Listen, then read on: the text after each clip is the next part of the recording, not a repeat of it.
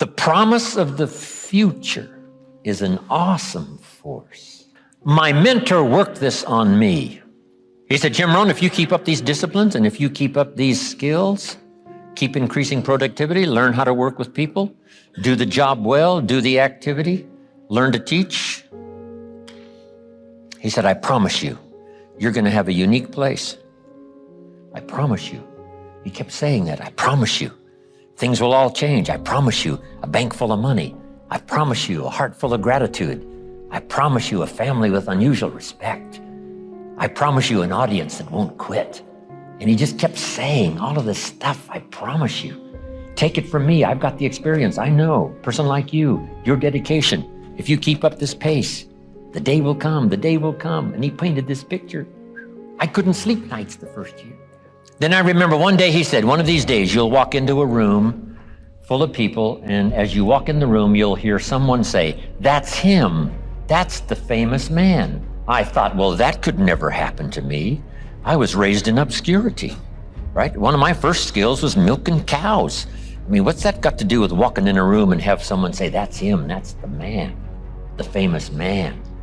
But sure enough, year by year, audience by audience, and book by book, as I traveled this journey, wow, that promise from this man started coming true.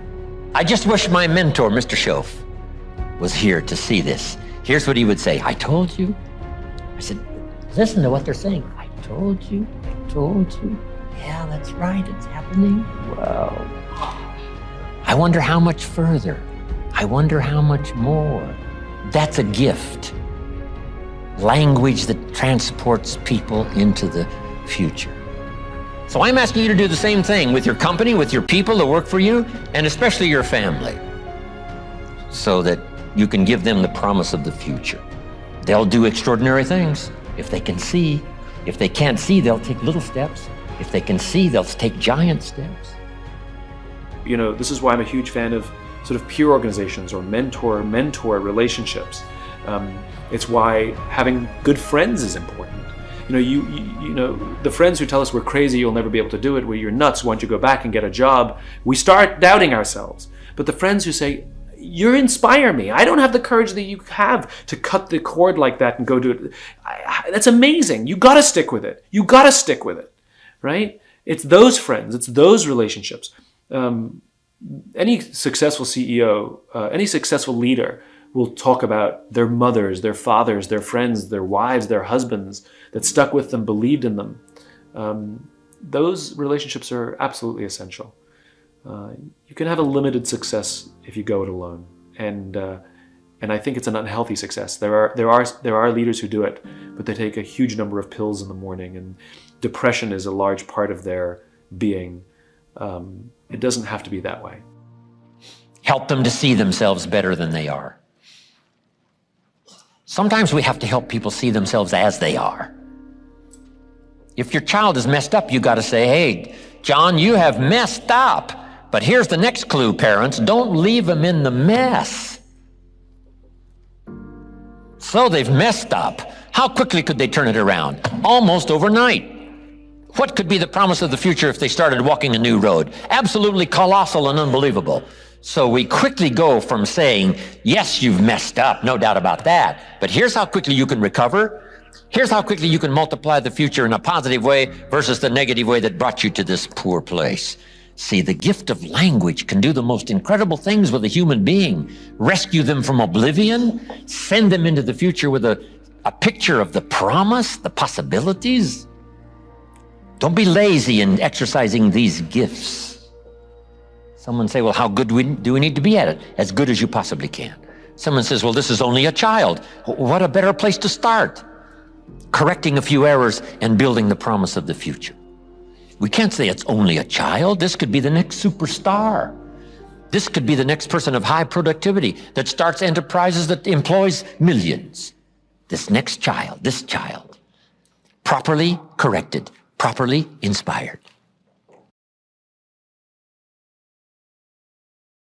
You know, one of the things that you pull out of the clinical literature, imagine that you have children who have a certain low-level amount of neurological trouble when they're infants. So something's gone wrong, maybe a little oxygen deprivation at birth, something like that. Something's gone a little bit wrong with their neurological development. Assuming that the damage isn't too severe, those children will stabilize and normalize if they have at least one well put together role model in their life. And so one of the things that you do if you want to inspire others is get your act together, because you inspire most through example. It's much more powerful than words. Words are very powerful if they're also accompanied by example. But the best thing you can do is start putting things together around you. There's plenty of things to put together. It's a good meditative exercise, if you're, and I think this is the proper form of prayer, let's say, assuming that there is such a thing. A proper form of prayer would be, if you're not happy with your life, if you're miserable, you sit on the edge of your bed and you think, is there anything I can change in what I'm doing that is going to make this less awful than it has to be? Less awful than it might be? You have to ask that, with intent. And generally speaking, you'll get an answer almost immediately. There's something that you could put right that day that would make things slightly better than they are, and that's rule 4, which is compare yourself to who you were yesterday and not to who someone else is today. I don't believe that there's a person who exists who wouldn't receive an answer to that question if they genuinely asked it. And it's no different really than thinking. Like if you think you have a problem, you think, you get an answer. Might not be the right answer, but obviously you get an answer. And you might think, well, I thought up that answer. It's like, well, that's really not much of an explanation because you don't know how you think. It's like I'm sitting there and thoughts appear in my head and that's how I think. It's like, that's a pretty shallow explanation. It's not much different than revelation. It's like you ask yourself the proper questions, you'll get the proper answers. If you ask the right question and you want the answers. Right, and those are not easy preconditions to set up because who knows, if you're sitting on the edge of your bed thinking, okay, what am I doing wrong? That's a hell of a question to ask. Because if you really want to know, you'll find out. And then you'll find out that you really didn't want to know. Because generally speaking, finding out what you're doing wrong is not a pleasant experience, and it means that you have to sacrifice part of yourself. Usually a burned out, stupid, bitter, corrupt, arrogant, nasty, vengeful part of yourself, but nonetheless part that you like. And so you can, I think that room for those incremental improvements exists within everyone's grasp. And I think that it's a humble thing to do, to ask how you could improve incrementally without interfering with anyone else, like it's your problem, not theirs. But I think that the consequences of maintained incremental improvement are anything but incremental. You get compound interest on incremental improvement. There's another rule in the New Testament called the Matthew Principle. Economists use it, and the rule is, to those who have everything, more will be given. And from those who have nothing, everything will be taken. It's actually a description of the way the world works, interestingly enough. You know that if you've ever played Monopoly, because that's what happens if you play Monopoly. And there's a reason for that. That's a deep reason. And it's a very harsh rule, because it means as you start to wander off the path, let's say, the probability that you will wander further off the path increases non-linearly. And that's a terrible thing to know. As you wander towards the edge, the probability that you'll fall off the cliff increases. And that's a statistical justification for the concept of hell. But as you improve, the probability that each improvement will produce a further improvement increases. And so perhaps the downside is the cataclysmic catastrophe that you can engage upon if you reproduce your moral failings, but the upside is that each improvement produces an increment in the probability of the next improvement. And I've seen that. It's a truism among behavioral psychologists. Although they don't generally phrase it that way. If you're a behavioral psychologist, and I am a behavioral psychologist, what you do is you find out what essentially you help a person establish their aim, and then you break down what they're trying to do into attainable units, and you negotiate with them. You say, well, look, well, they say, I'm not making use of my time very well, spending 3 hours a day playing video games.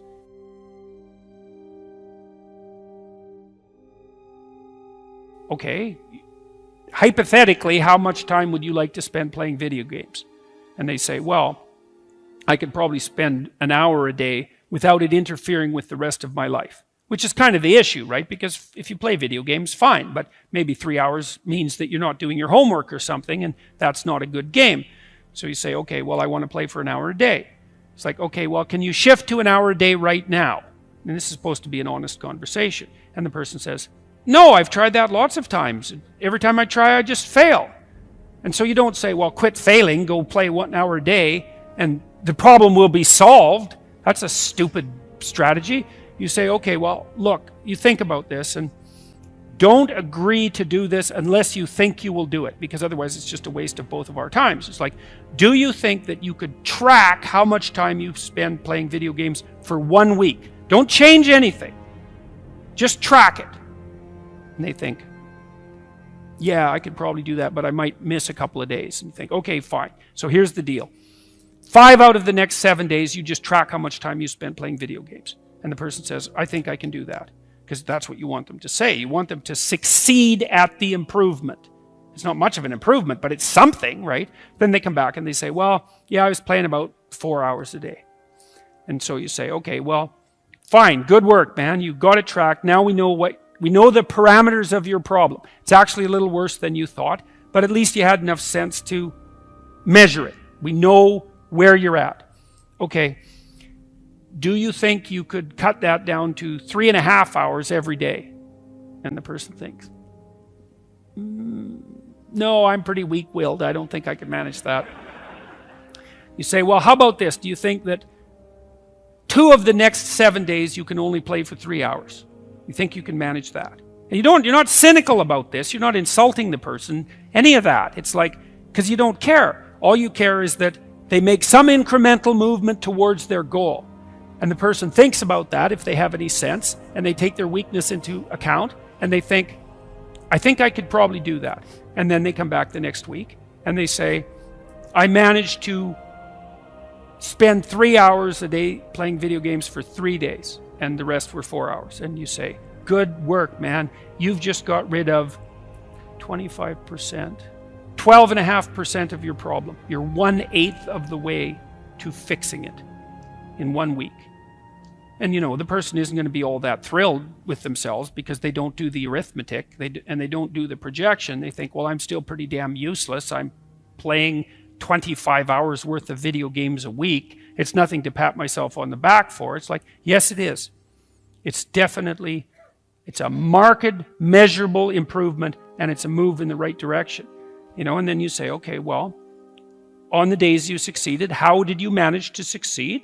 And is there a way that you could do it for 4 days next week? How about that? Or maybe you could even try 5 days. You think you could do that? And then you also tell the person, look, the other thing you got to understand is you're not going to improve like this. You're going to improve like this. So some weeks you're going to come back and say, geez, I backslid completely and I played for 4 hours a day for 7 days. But it doesn't matter, because that doesn't mean you failed. It just means that you slid back. You want to calculate it over a month or something like that. And, generally speaking, a month later, the person's down to something like 2 hours a day, and you've figured out ways of filling their time in with something productive otherwise, and they're on their way. And the general consequence of that is that every time they manage an accomplishment, they get a little stronger in character, they get a little bit more confident in their ability, they get a little bit less racked with self-disgust, they get a little bit more hopeful about the future, and they get more confident that they can make another change. And if you're patient, and you have to be patient with yourself that way, it's like you reward those incremental improvements and you don't get all cynical about them, and you think, okay, just imagine what would happen if you kept doing that every week for 10 years. And the answer to that is, things would be so much better for you that you can't even imagine it with that much improvement, or maybe even with half that much improvement. And so that's a very good way of progressing.